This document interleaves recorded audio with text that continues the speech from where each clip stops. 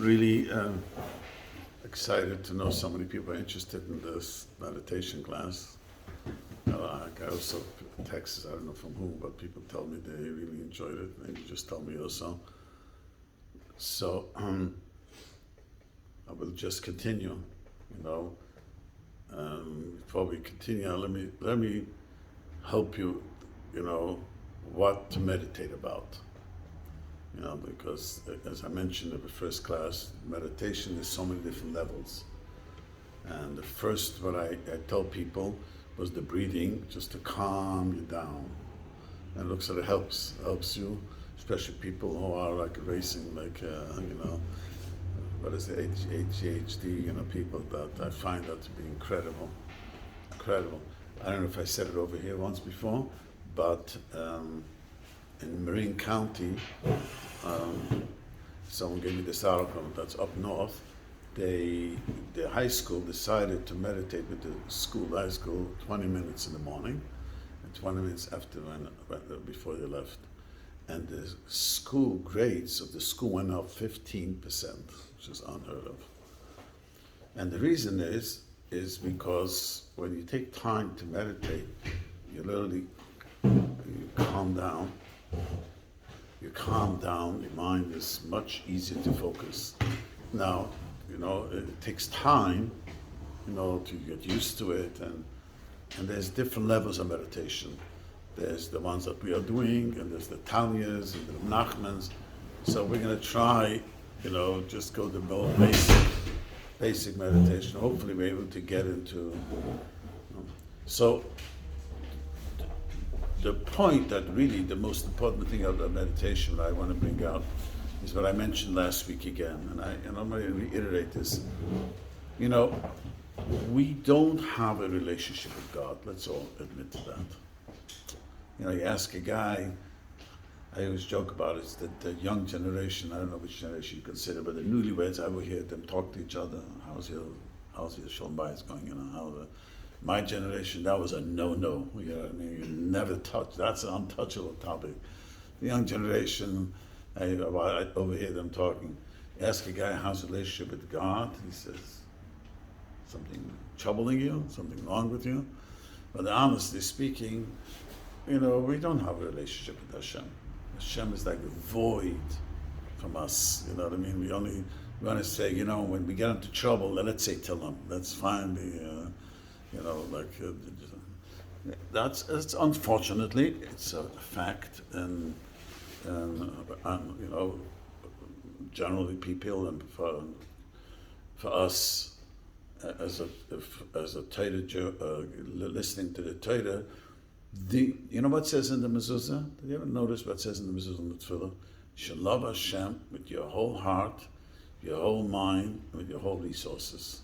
You know what it means? I want you to be obsessed on me. Like a 17-year-old boy who's in love with his girlfriend, or 14, I don't know which age this is, and they think that this is it, you know what I mean? She's the solution to all my problems in life, and he can't eat and drink without thinking about her, and if she didn't return his text, he's bent out of shape, and right? So that's what the Rambam gives a marshal. You have to be in love with the Rebbeinu Shloim. We are so far removed. We don't have a relationship with Hashem. We push ourselves to the mitzvahs. The meditation will help us slowly, as you do it more and more, you'll find God exists. And this is the most important mitzvah in the Torah, to be aware that there's existence of Hashem. And we live and we exist because that's the will of Hashem. We are sitting here and we could breathe and we could hear and we could understand. And this, isn't it amazing? Sometimes when I meditate, I'll give you a marshal this morning, I was meditating. And it's awesome to feel that in this body, I am living in this body. Amazing? And one day, this body will turn into dust. We all are going to call it one day. There'll be a nice lavaya for all of us. Let's hope it's going to be like my mother, 101 years old, but whatever it is, we're going to have to leave this world, and then the Neshama is going to leave us. And the Neshama is in this body, It's amazing. You know that scientists doesn't even know tenth what goes on in your body. With the brain, they haven't scratched nothing yet. They don't understand how it works. How do we talk, and how do you understand me, and how that works? It's mind-boggling. And how does body become? It'll chant your mother ate, and an apple strudel she ate, or some Swedish food she ate, and you know what I mean. And from this tiny two things came blossoming this.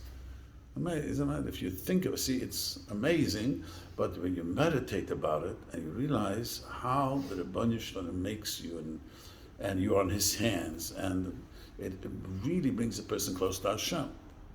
That's what really the meditation. So the Nachman, the Chayvus Avuvas, the early Rishonim, they meditated on the greatness of Hashem. They would sit in the woods and just meditate. That's what mainly the Tanya wanted you should meditate. But Nachman said it's much better not to meditate this way. It's much better to talk. Because most people, when they have to think, they lose themselves, and it doesn't go so deep. You find yourself wandering all the time. So we'll get to it. But, one of the lessons that Nachman says, one of the most profound lessons, he says, there's a song that's taken from Nachman's word, Hester B'toch Hester. I'm not so using, the famous song, I think Weber sings, and Hester, the famous song, there's Hester B'toch Hester, very famous. That's taken from Nachman's words. But to explain what he says in a more practical thing, a person is ill, and he has aches. That's a good thing. He knows he's ill. He'd go for help. Whenever a person is ill, he has no idea that he's ill. Finally, when you find out he's ill, it's too late. There's Hester. He says sometimes the Rebbeinu Shalom is hidden, and you know that you're hidden. Sometimes the Rebbeinu Shalom is so hidden from a person you don't know it's hidden. He gives a mashal. Person knows that he speaks Lashon Hara. I know I'm not supposed to do it. Or he knows that he watches pornography, or he doesn't eat everything so kosher. He knows I'm wrong, and I have to quit this habit. I have to be mamakot kashis. But he admits to himself, I'm a sinner. He admits to himself. That's also Hester, because you're supposed to overcome it. Then there's this Hester B'toch Hester, Menachem explains, where the guy thinks, I'm a tzaddik. I do everything good. We tell people, every one of us thinks we're in the middle of the road of Yiddishkeit. You ever noticed? We do exactly middle of the road. You want the one that the right they are really verfromd, on the left they really are, I'm in the middle. And if I'm a Chabad Chosid, I'm in the middle of the, Chabad is very wide, I'm in the middle of the Chabad, there's and for you, when I was young, I was trying to think why we all think this way. And one time, I'll tell you an interesting story. Unfortunately, when people come out of prison, I used to ask them, tell me what you learned in prison. A guy tells me this amazing story. He was in prison with a cellmate, and his cellmate murdered, he was a guy, he murdered the guy who cheated on his girlfriend. He walked home, he walked into the apartment, and there was a guy cheating with his girlfriend in his apartment. He pulled out a gun and he shot him dead. So he got 8 years in prison for manslaughter, whatever. He said every morning he would get up and he would say, I only murdered one person. And he would say that the judge himself would have done the same thing. I mean, you get so angry, you lose yourself. I'm not a murderer. And he says every day. Do you know why he said it every day? Because every day he woke up in the prison. He can't look himself, I'm a terrible guy. I'm really a tzaddik. And I was put in for no reason over here. When I once went to visit the prison, our story, and to visit, and every prisoner told me that they're innocent. They're all innocent. You know what I mean? Everyone, because a person's got to live with himself. We have to live with ourselves. We got to get up in the morning. So we got to tell ourselves, we do the right thing. We're tzaddikim. Yeah, we could get a little better, extra credit, but that's just extra credit. I could make sure to do things better. But that's how the human nature is. We think we are. That's a hester b'toch hester, meaning to say, if a person knows, I know I do something wrong. Whatever it is, I don't back with kashas, I do this, and I skip a davening. I know I'm wrong. That's much, much better. If a guy thinks that he does everything right, I'm a perfect Jew, and then that's called hester b'toch hester. Rav Nachman says in the famous Torah, he says that the Rebbeinu Shloim is in every space. In your thoughts is the Rebbeinu Shloim. Maloichol it's Kvoida means in the deepest, darkest place that you find Hashem. Hashem is all over. So no matter how far-fetched you are, how far you strayed, God is right there. The Rebbeinu Shloim told Yaakov Avinu, Hine Yonochi Imach, I'm with you. I'm all the time with you. But you're not alone in this world, because we cannot ever be alone. We exist because the Rebbeinu Shloim wants us to exist. So that's called, once a person tells himself that the Rebbeinu Shloim is with him there, slowly Rav Nachman says the more you do it, the more you come to realize, I'm not so perfect. I could do tshuva, I could change. You know, a guy once, the 12-step program, I once said from a guy, the first thing you got to do, tell yourself, admit that I'm an addict. I think that's the first, I'm an addict. Because if you don't admit to it, there's nothing to talk about. That is also very difficult. The guy once explained to me, I used to say it all the time, but I didn't really believe it. It took me time to finally, to really realize what an addict I am.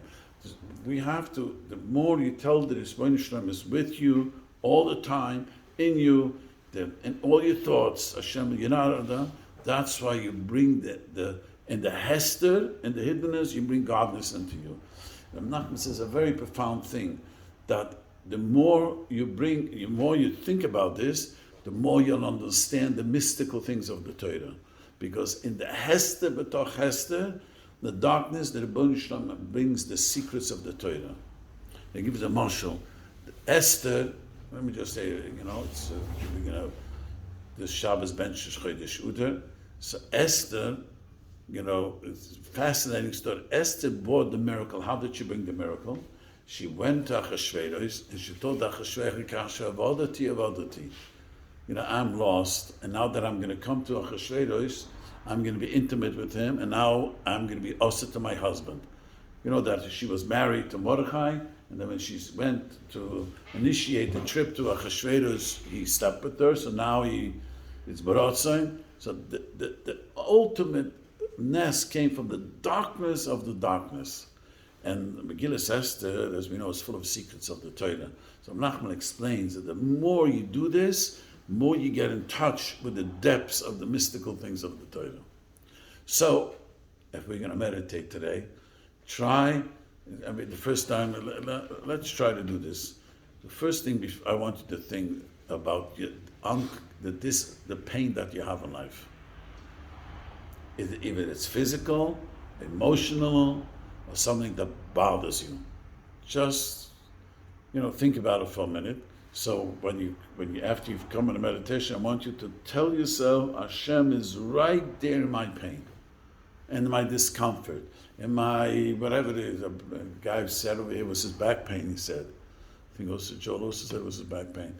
And the back, or your shalom bayis, or your finances, whatever, or I wish we could say, I am pain that I feel so removed from Hashem.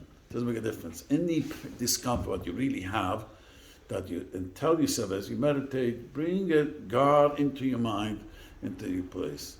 You see, the more you do it, the more you'll calm down, the more you'll be much more connected to Hashem. Otherwise we are devoid from Hashem. Okay? Can we start? So, yes. Typically, when we meditate, so you said that in the beginning that Rav Nachman says that we should verbalize it, speak it out loud. The reason Rav Nachman talks about different type of meditation, but I find people have a very hard time to do that in the beginning. I meditate now almost 50 years. I would say about 48 years I'm doing meditation. I want to tell you something. Every day the Yetzer Hara tells me not to do it for an hour. Yeah. Imagine. Every day. And I keep a cheshbon every year. Not every year, but almost every second, third year. How many days of the year the Yetzer Hara. Today is the first time in a while when I was able to make the 60 minutes straight without... often I have to look something all of a sudden, all the things that I need to do. Well, I have an important shot to look up. Well, I didn't look it up before that, and I have time after. But that's, you know why? There's nothing that the Yetzer Hara wants as much as you should be connected to God. Doesn't want that. Rather learn the Daf Yomi than to meditate. Learn Chumash Rashi, because that is explained in Chassidus. Amulek is the it cuts away us away from Hashem. That's the whole Zohar now explains. And the Yetzer Hara doesn't want it. So I find this, if you start this way, it'd be much easier. First you calm yourself down and think about it, then hopefully in a few weeks from now, you're able to talk to Hashem. I'll help you verbalize things to Hashem. But the Nachman really wanted you should talk to Hashem. And talking is very, very powerful. You know what I mean? When going, Sorry, I was gonna say, and you do this on Shabbos also? Everyone shows them. when going through the different categories, the Rav said about addressing your pain and talking in other classes about Hashem loves you for different things that you do. Is it one pain that you're thinking of, or is it whatever pains come to mind? Yeah. You know, Because I see myself can't focus so long on that one pain. I focus on my physical pain and emotional pain, and I lost my mother. I have so many things to take care of, the loose ends and the shleishim, and so when I meditate this morning, I just all the things. But the trick is to bring Hashem into you in all your parts. Maybe it's difficult to be living yourself. I always tell people, life alone is stressful. Just to be yourself is stressful. Sometimes, we have mishigasim. In Yiddish, there's a very powerful saying in Yiddish. Everyone has a mishigas, and a meshuggah has just one too many. We all have our mishigas inside of us, and we have to put up with it. We have to embrace it, and which annoys us. And why is this? And why keep on doing this? And and you encompass this whole thing. What else you want to ask? Any question? Okay, I think we said you guys have 2.5 minutes if you want to calm down. So let's make it after 2.5 minutes, and then we'll make it 6 minutes, and just think about Hashem. And if your mind wanders, just bring it back. The mind, your mind never could stop, so it wanders. So it wanders, that's part of life. You just bring it back. After a while, you're able to focus much better. I told you, people who play chess, the trick of a good chess player is to focus. If you focus well, then... What does it mean to focus on Hashem? Because Hashem is... Yeah, you focus, you take a concept. Let's see now, I take a concept that in the hidden of hiddenness Hashem is, and in my craziness is Hashem, and my thoughts, and in how I am built, and in my shalom bayis, and my children, and my business. Hashem is all over, right there watching me. And that the more you do it, the more deeper it goes. Okay. So we start the breathing. So how they just breathe in and breathe out and just focus on the breathing.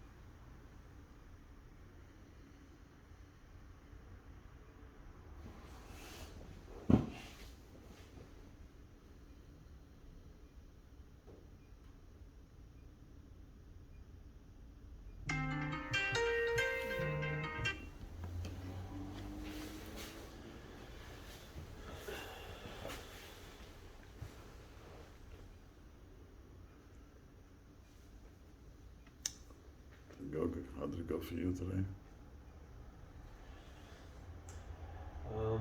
I find that in the beginning, when you first take that difficult thing, right, you're focusing on the pain or the thing you're challenged with, and then you bring Hashem to it, where you say, okay, Hashem's here with me, Hashem's going to help me through it, Hashem's there, He brought it to me to begin with.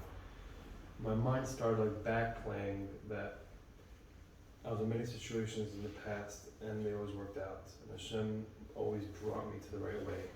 And whether it was a business decision, whatever it may have been, if He didn't let me down then, He won't let me down now either. Just go there with Him, and it'll take you there. Because look at where you got to until now.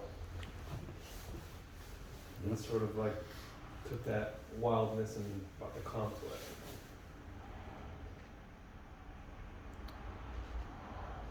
Want to share how it went by you? Yeah. It was an interesting movie I just saw right now. But I basically thought something specifically that happened in my home last night. I put myself back into that situation as kind of a bystander, watching it play like a play and sitting there. And then then I realized, okay, yeah, Hashem is in everything. And then what I saw was that I was literally standing inside of Yud Kei Vav Kei. That's what I saw. I saw everything going on, and I saw Yud, then Kei Vav Kei, standing inside like it was a tunnel. And then as I was in that tunnel, I was like, oh, because literally everything is Hashem. I was like, oh, okay, I get it. So I was being guided even while this situation was happening. I was being guided. And at the end of it, there was a flower, like something grew. And then So what happens is that when you do this, and later when things like this come up, you're much calmer. Yeah, Whatever happened last night could happen again. absolutely. And whatever happens when you meditate, you'll notice that when it comes, you're much calmer. Okay, that's what it is. Yeah. It's like almost it was just this realization. I was like, oh, Hashem is literally in everything. It's nice. And just to explain, when you meditate about the greatness of Hashem, it is mind-boggling. Yeah. What we know about the greatness of God, for generations they had no idea. I mean, they didn't realize that, there are galaxies out there with 1 billion light years away. In the universe, we are less than a joke. Yeah. Yeah, Compared to the universe, in our whole life is less than a blink. And you can imagine. And the fact that we still get provided for. What is it? And we still get provided for. Not just in every second, Hashem gives you life. Your body works. You have no control. Our heart pumps the blood. We have no idea what it does, how it does it, and if it missed the pump, boy, are we in trouble. And it's just mind-boggling how it works. And we have almost zero knowledge exactly how the body works. there was This is just one tiny thing of us, you know what I mean? And we say in Ashrei, we say that we'll talk about the greatness of Hashem. The greatness of the greatest greatness of Hashem, that He really loves us, He wants us to succeed. And we are here in this world. When I meditate a lot, one of the things I always think, we're here in this world is to face the challenge. We are very challenged.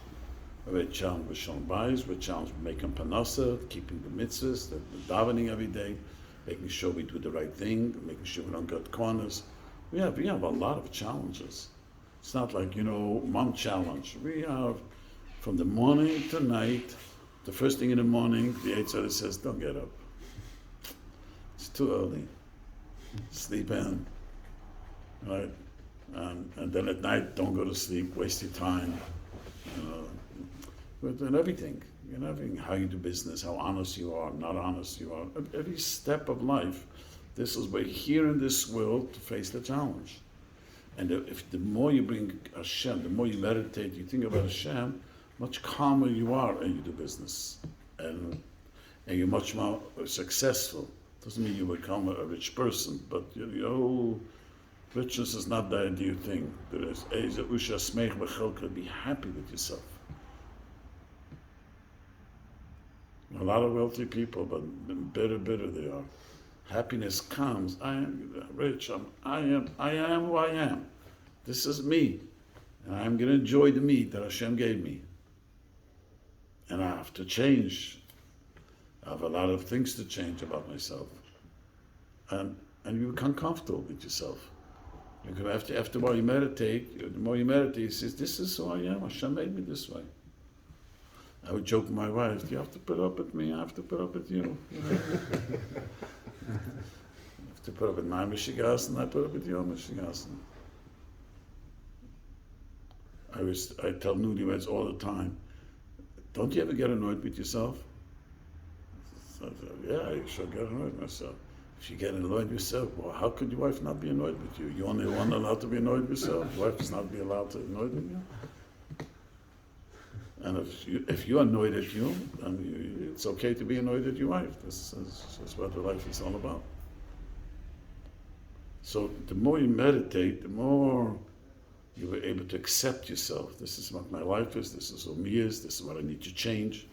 The main thing is to be honest with yourself. Yes, I'm not doing everything right. Whatever you know, that's not right. I need to change. Things has to change. Whatever it is, you know. So how did your meditation go? It was conflicting. It wasn't as nice as his. I started with Hoda, like appreciation, and thanking Hashem for everything that I have. And then I had trouble bringing Hashem into the struggle as well, because it felt wrong doing that, because, like I said, like Hashem, I have a lot to be appreciative for, right? And I know that whatever I'm going through right now is because Hashem's trying to make me a better person or a bigger person. So that itself, what you do is, you just say what I tell myself, in the pain, that's where Hashem is. My discomfort is there too. There's nothing I deserve. I'm uncomfortable, whatever it is. I could have hit the jackpot last night, and doesn't mean I'm not comfortable. You could have a stomachache today just because a guy wins a lottery. He could have a stomachache, right? So even though we're so appreciative, we have so many things, but there's still things that annoy us. And if you bring Hashem there, he tells you, this is exactly what Hashem knows is there with me, and this is for the good. This is my sign. This is my challenge. Every one of us has a different challenge. My challenge is not your challenge. Your challenge is not my challenge.